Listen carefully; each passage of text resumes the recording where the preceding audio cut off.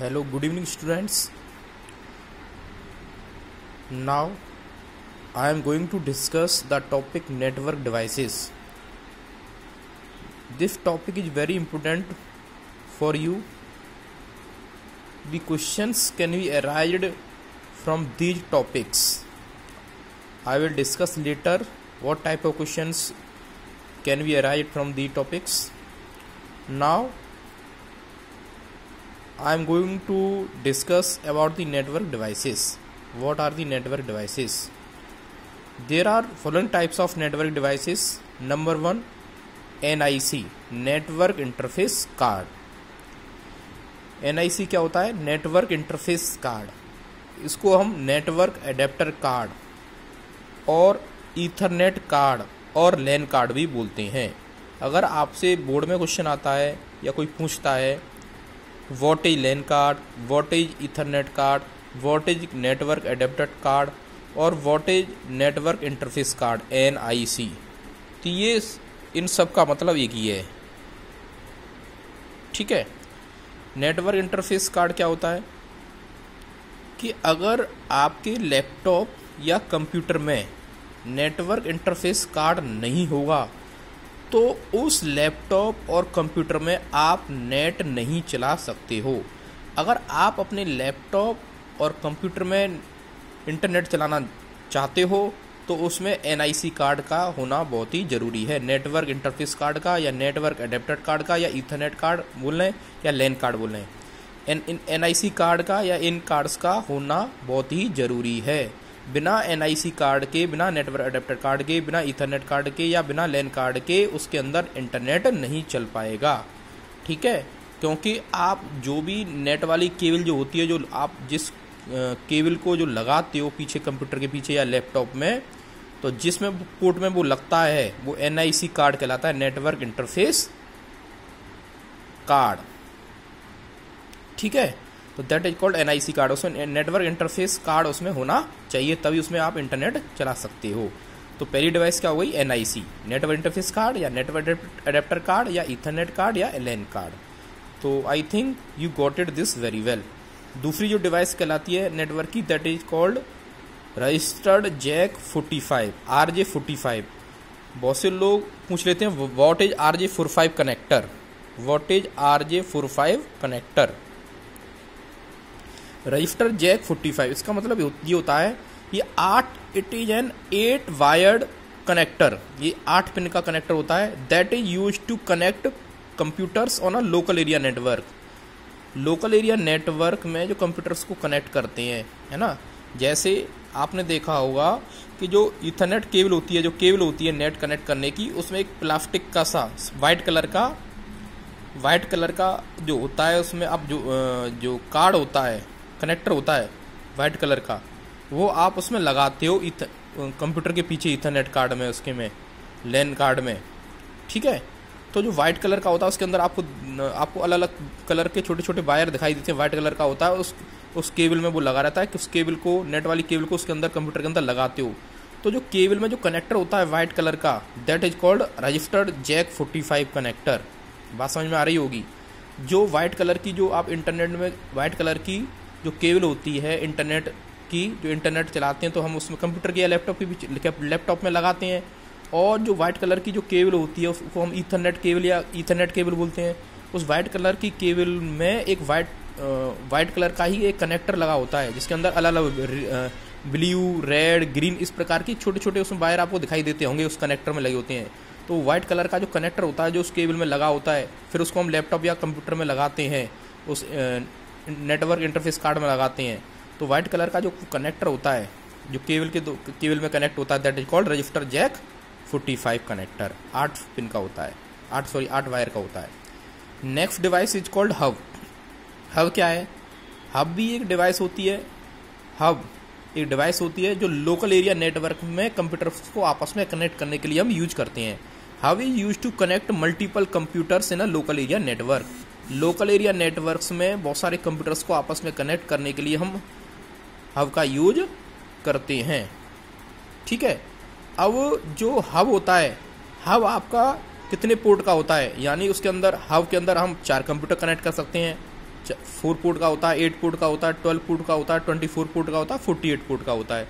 यानी एक हब के द्वारा हम 4 कंप्यूटर, 8 कंप्यूटर, 12 कंप्यूटर, 24 कंप्यूटर हम उसके अंदर कनेक्ट कर सकते हैं। जैसे फॉर एग्जांपल यह एक कंप्यूटर ए, दूसरा कंप्यूटर बी, तीसरा कंप्यूटर सी, चौथा कंप्यूटर डी। बीच में एक डिवाइस लगा दी है हब।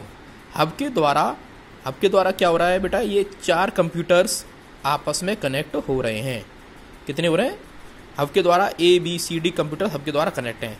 सपोज ए डी को डेटा ट्रांसफर करना चाहता है, सपोज ए डेटा ट्रांसफर कर रहा है डी को, तो सबसे पहले ए का जो डेटा आएगा हब के पास आएगा। हब क्या करेगा, हब उस डेटा को सी के पास भी भेजेगा, हब उस डेटा को डी के पास भी भेजेगा, और हब उस डेटा को बी के पास भी भेजेगा। यानी क्या करेगा, ए के द्वारा जो डेटा सेंड किया गया डी को, वो पहले हब के पास आएगा, और हब क्या करेगा, वो सी बी डी इन सबको डेटा ट्रांसफर कर देगा। यानी जिसका डेटा होगा वह उस डेटा को रख लेगा, जिसका डेटा नहीं होगा वह उस डेटा को नहीं रखेगा। फॉर एग्जाम्पल, जैसे पहले पुराने ज़माने में क्या होता था, पोस्टमैन होता था। आप कोई भी लेटर या कोई भी चिट्ठी आप पोस्टमैन के द्वारा भेजते थे दूसरे शहर में। सपोज आपने एड्रेस लिख दिया लेकिन मकान नंबर आपने नहीं लिखा।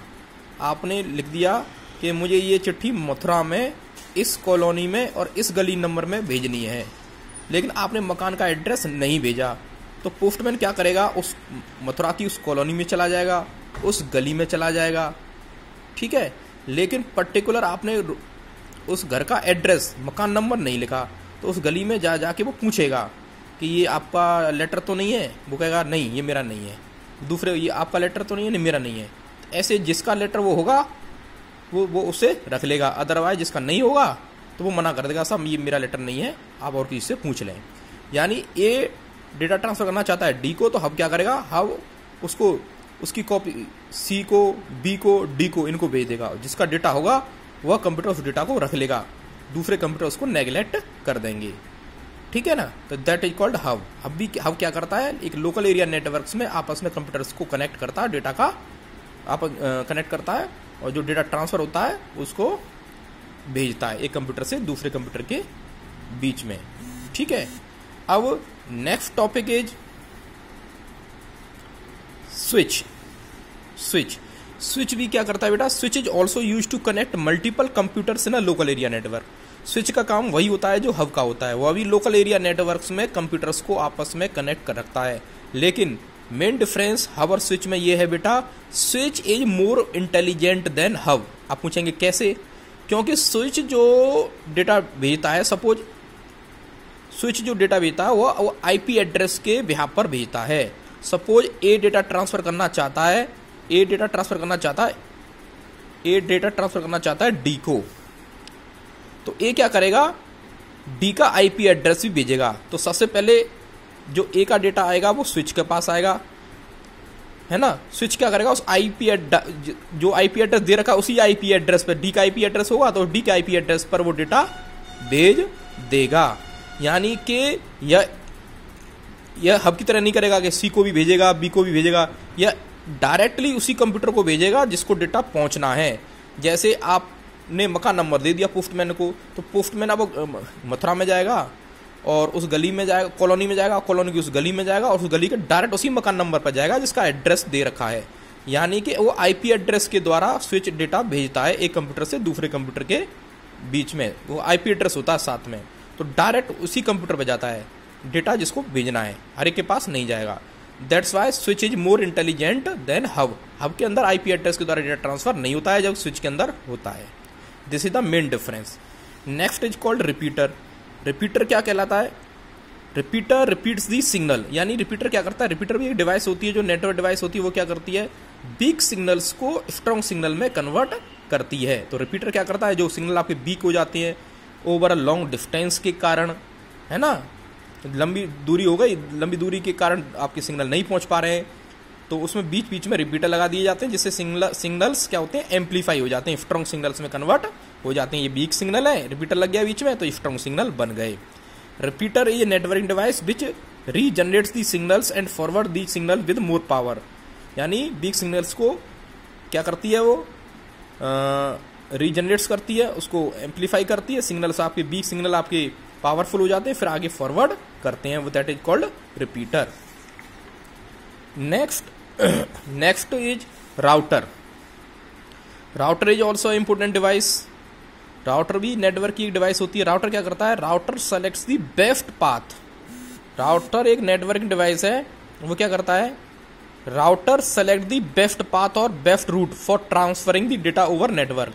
एक नेटवर्क में एक कंप्यूटर से दूसरे कंप्यूटर के बीच में डेटा ट्रांसफर करना है, तो डेटा ट्रांसफर करने के डेटा जाने के कई माध्यम हो सकते हैं, किसी भी रास्ते से डेटा जा सकता है, लेकिन राउटर क्या करता है, best route best path select करता है। फॉर एग्जाम्पल ये एक नेटवर्क है, इसमें एक कंप्यूटर ए, एक कंप्यूटर बी, एक कंप्यूटर सी, एक कंप्यूटर डी और एक कंप्यूटर ई। ए से बी के बीच में 10 किलोमीटर की डिस्टेंस है, बी से सी के बीच में 10 किलोमीटर की डिस्टेंस है, ए से ई के बीच में 20 किलोमीटर की डिस्टेंस है और ई से सी के बीच में 10 किलोमीटर की डिस्टेंस है, ए से डी के बीच में 30 किलोमीटर की डिस्टेंस है और डी से सी के बीच में 5 किलोमीटर की डिस्टेंस है। For example suppose A wants to transfer the data to C. अब ए सी को डेटा ट्रांसफर करना चाहता है, तो इसके बहुत सारे रूट हैं, बहुत सारे पाथ हैं, उसके द्वारा डेटा ट्रांसफर हो सकता है। जैसे या तो ए पहले डी को भेजे, डी के ए का डेटा पहले डी को आएगा, डी से सी को जाएगा, फिर या एक ए के द्वारा पहले एक डेटा भेजे ई को, ई के द्वारा सी को जाएगा, मतलब ए टू ई टू सी, यानी कि इस माध्यम से 20 किलोमीटर की डिस्टेंस, ये 10 किलोमीटर की, ठीक है। या ए से बी और बी से सी, ये 3 रूट दे रखे हैं, लेकिन बेस्ट रूट कौन सा होगा, बेस्ट रूट होगा आपका ए टू बी और बी टू सी, क्योंकि इसके बीच में डिस्टेंस कम है। यानी यहाँ 20 किलोमीटर में 20 किलोमीटर के द्वारा रूट तय करने के बाद डेटा पहुंच जाएगा। अगर हम ए टू ई और ई टू सी भेजेंगे तो वहाँ 30 किलोमीटर की डिस्टेंस होगी, अगर हम ए टू डी और डी टू सी भेजेंगे वहाँ 35 किलोमीटर की होगी। यानी कि एक है आपकी 20 किलोमीटर की डिस्टेंस, एक है आपकी 30 किलोमीटर की डिस्टेंस और एक है आपकी 35 किलोमीटर की डिस्टेंस। तो डेटा आपका ए से सी पर जो पहुंच रहा है, लेकिन तीनों के द्वारा पहुंच जाएगा, यानी ए टू बी टू सी पहुंच जाएगा, ए टू ई टू सी पहुंच जाएगा, ए टू डी टू सी पहुंच जाएगा, लेकिन उसके अंदर अलग अलग डिस्टेंस हैं। तो बेस्ट रूट कौन सा होगा, जिसमें डिस्टेंस कम होगी, यानी कि बेस्ट रूट कौन सा होगा, ए टू बी टू सी। तो राउटर क्या करता है, router select the best route for transferring the data over a network. मैं समझता हूं आपको ये समझ में आ गया होगा। फिर भी अगर किसी को प्रॉब्लम होती है तो आप मुझे कमेंट में छोड़ सकते हैं, मैं दोबारा रिपीट कर दूंगा। Next device is bridge.